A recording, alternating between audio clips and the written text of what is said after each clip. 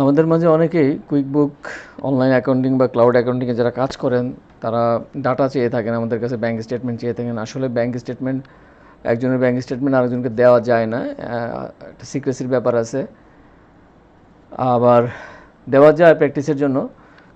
তো তাদের ডাটা আসলে কোথা থেকে পাবেন আজকে আমি সেটা দেখাবো কীভাবে ডাটা পেতে পারেন। প্রথমত একটা রিসোর্স আছে, সেটা হলো যে ইউটিউবে যারা অনেক বড় বড় প্রজেক্ট দেখায় বা করে তারা কিন্তু স্যাম্পল ডাটা ফ্রিতে দিয়ে থাকে। এটা একটা পথ আছে, এখান থেকে আপনারা ডাটা কালেকশন করতে পারেন। আরেকটা হচ্ছে যে আপনার পরিচিত জন থেকে যদি কোনো পিডিএফ ফাইল ডাটা স্টেটমেন্ট পেয়ে থাকেন, সেই পিডিএফ থেকে এক্সেল করে নিতে পারেন। আমি আজকে ওটা দেখাবো না, পিডিএফ থেকে কীভাবে এক্সেলের ডাটা কনভার্ট করতে হয়। আমি দেখাবো আমরা অনলাইন থেকে কীভাবে ডাটা ডাউনলোড করা সেই ডাটাকে আমরা ম্যানিপুলেট করে আমাদের মতো করে ডাটাটা তৈরি করে নিতে পারি। আর পিডিএফ থেকে এক্সেলে কীভাবে ডাটা কনভার্ট করতে হয় অর্থাৎ ডাটা তৈরি করে নিতে হয় সেটা আমি পরবর্তীতে অন্য একটা ভিডিওতে দেখাবো। খুঁজে দেখি, আমরা এখানে সার্চে লিখব sample excel, excel sample data.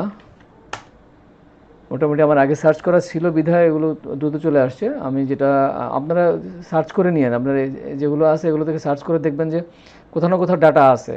তো আমি আর সার্চ করে ভিডিওটা বড় করলাম না, আমি যেখান থেকে সার্চ করে সহজে ডাটা নিয়ে নিছি আমি সেটা আসলে সার্চ করার সময় আপনারা একটু, আমি যেমন সেলস কথাটা লিখি নাই, এক্সেল সেলস স্যাম্পল ডাটা, এটা দিয়ে আমি দ্রুত ডাটা পাবো। এটাতে যাই, এখানে আমি আপনারা অন্যগুলো লিঙ্কগুলো খুঁজে দেখতে পারেন, বাট এখানে আমি এই ডাটাটা আমার কাছে, এই ডাটাটা আপনাদেরও কাজে লাগবে। ভীষণ চমৎকার একটা ডাটা সেট।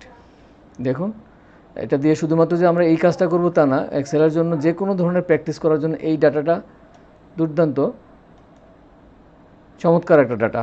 আপনি এটা দিয়ে প্রেজেন্টেশন তৈরি করতে পারবেন, এটা দিয়ে অনেক কিছু করা যাবে, অনেক ডাটা আছে। আমি আপনারা ডাটাটা ডাউনলোড করে নিজেরা দেখে নিন ডাটা যে পরিমাণ আছে। এত বড় ডাটা সেট সাধারণত অ্যাভেলেবেল থাকে না, তো এই ডাটাটা আপনাদের জন্য কাজে লাগবে। তো আমার এখানে সবগুলো কলাম দরকার নাই, আমার যে কটা কলাম দরকার আমি সে কটা রেখে বাদ বাকিগুলো ছেড়ে দিই, এটা দরকার নাই। কাস্টমার নেম দরকার নাই, আমার ক্যাটাগরি দরকার নাই, প্রোডাক্ট পর্যন্ত হলে চলবে। সেলস আইটেম অ্যামাউন্ট কোয়ান্টিটি না, এটাও দরকার নেই, আমরা টাকার অঙ্কটা নিজেরাই বানাই নেব। আচ্ছা, আমার এই পর্যন্ত ডাটা হলে চলবে। এটা হচ্ছে অ্যামাউন্ট, অ্যামাউন্ট। আচ্ছা, কলাম নাম্বার চেঞ্জ করি, কলাম নেমটা চেঞ্জ করি, ডেসক্রিপশন, এটা শুধু ডেট। ওকে, একটু ফিল্টার করি, এখানে ফিল্টার করে সর্টিং করি ওল্ডেস্ট টু নিউয়েস্ট। আমি দেখি কী পরিমাণ ডাটা এখানে আছে, কত সালের ডাটা, 14 থেকে শুরু করে 18 সাল পর্যন্ত ডাটা আছে। আমার এত ডাটা দরকার নাই, যে কোনো এক ইয়ারের ডাটা নিলেই চলবে। ফর এক্সাম্পল আমি 14 ডাটাটা রাখি, আমি শুধু 14 সালের ডাটাটা রাখবো, বাদ বাকি ডাটা আমার দরকার নাই, সবগুলো ডাটা ফেলে দেই। আমি ফিল্টার করে নিলাম 15 থেকে 18 পর্যন্ত, কন্ট্রোল মাইনাস ফেলে দিলাম, ফিল্টারটা উঠায় দেই। হ্যাঁ, 14 সালের ডাটা কতগুলো আছে আমার কাছে দেখি, এখানে আছে প্রায় 1940টা। এত ডাটাও আমার দরকার নেই। একটা কাজ করি, কিছু কিছু ডাটা আমি মাঝখান থেকে ফেলে দেই। এভাবে সিলেক্ট করে, আপনারা যারা নতুন তারা সিলেকশনটা কীভাবে করছি সেটা হলো কিবোর্ড থেকে কন্ট্রোল চেপে ধরে মাউস দিয়ে সিলেকশনগুলো করতেছি। কন্ট্রোল চেপে ধরে মাউস দিয়ে মাঝখানে আমি ডাটা ফেলে দিব। আপনারা ওইভাবে মাঝখানে কিছু ডাটা ফেলে দিবেন, তাহলে আমার 12 মাসের ডাটা মোটামুটি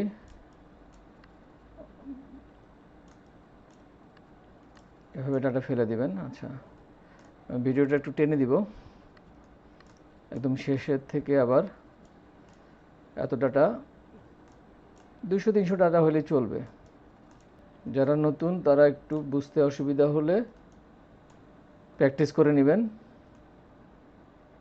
আমি যখন সিলেক্ট করব তখন মাউসটা এখানে রাখবো, রাখার পর কিবোর্ড থেকে কন্ট্রোল চেপে ধরবো, তারপরে মাউসের লেফট বাটন চেপে ধরবো, তারপরে দুটা চেপে ধরা রাখা অবস্থায় আমি নিচের দিকে নামতে থাকবো। এখানে এ পর্যন্ত আমি সিলেকশন করলাম। এবার আমি দুটাই ছেড়ে দিব, কিবোর্ড থেকে কন্ট্রোলও ছেড়ে দেবো, মাউসও ছেড়ে দেবো। একসাথে ছাড়তে হবে এমন কিছু না, আগে পরে ছাড়েন।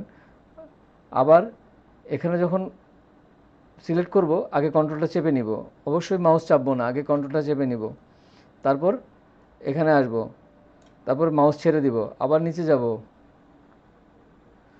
এবার কন্ট্রোল মাইনাস, দেখি কি পরিমাণ ডাটা আমার অবশিষ্ট রইল।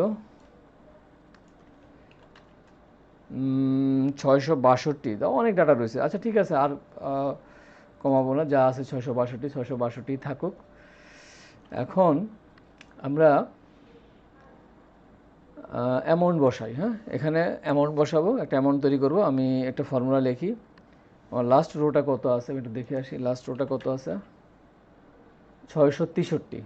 কন্ট্রোল হোম, এখানে মাউসটা রাখবো, মাউসটা রেখে এখানে মাউসটা নিব, তারপরে লিখব সি 663 663, তারপর শিফট চেপে ধরে এন্টার, সিলেক্ট হয়ে গেল একবারে। তারপর আমি ইকুয়াল সাইনটা লিখব, মাউস দিয়ে একটু উপরের দিকে যাব, তারপর এখানে লিখব আর এ এন্ড র্যান্ডম।